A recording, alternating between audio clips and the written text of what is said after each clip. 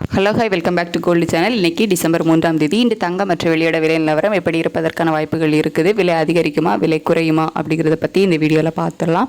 நேற்றுக்கு நமக்கு தங்கம் ஒரு கிராமுக்கு 30 ரூபாய் குறைந்து 12,040 ரூபாய்க்கு 22 கேரட் ஆபரண தங்கம் ஒரு கிராம் விற்பனை ஆகிட்டு வருது. ஒரு சவரன் 96,320 ரூபாய்க்கு விற்பனை ஆகிட்டு வருது.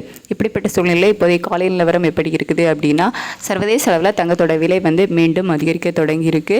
இன்றைக்கி நைட்டு நம்ம குறைய தொடங்கியிருக்கு அப்படின்னு சொன்னோம். ஆனால் அதுக்கப்புறம் மறுபடியும் விலை அதிகரிக்க ஆரம்பித்து இன்றைக்கி காலையில் நிலவரப்படி சர்வதேச அளவில் விலை ஏற்றத்தில் தான் காணப்படுது. அது மட்டும் இல்லாமல் யுஎஸ் டாலருக்கு நிகரான இந்திய ரூபாயோட மதிப்பு நமக்கு நேற்று சொன்ன மாதிரியே தான் ஒரு 13-14 பைசா கிட்ட மறுபடியும் வீக் ஆகிருக்குது. 89.92 பைசா இந்த ரேஞ்சில் இருக்குது. ஸோ கிட்டத்தட்ட ஒரு 13 பைசா கிட்ட நமக்கு வீக் ஆகிருக்குது. அப்படிங்கிறதுனாலையும் சர்வதேச அளவில் தங்கம் விலை அதிகரித்து காணப்படுவது அப்படிங்கிறதுனாலையும் இன்றைக்கி மீண்டும் தங்கம் விலை அதிகரிப்பதற்கான வாய்ப்புகள் தான் இருக்குது. எவ்வளோ ரூபாய் வரைக்கும் அதிகரிக்கலாம் அப்படின்னா, ஒரு கிராமுக்கு 30 ரூபாயிலிருந்து ஒரு 80 ரூபாய் வரைக்கும் அதிகரிப்பதற்கான வாய்ப்புகள் தான் இப்போதையும் நிலவரப்படி இருக்குது.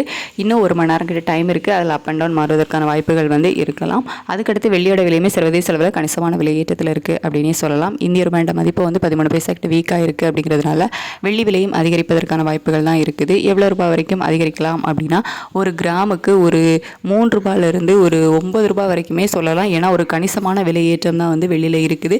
இன்றைக்கி 200 ரூபாயை கிராஸ் பண்ணி மீண்டும் புதிய உச்சத்துக்கு போகிறதுக்கான வாய்ப்புகள் கூட இருக்குது. ஸோ எப்படி விலை நிர்ணயமாகுது அப்படிங்கிறத பார்த்துட்டு நான் உங்களுக்கு வீடியோவில் தெரியப்படுத்துகிறேன்.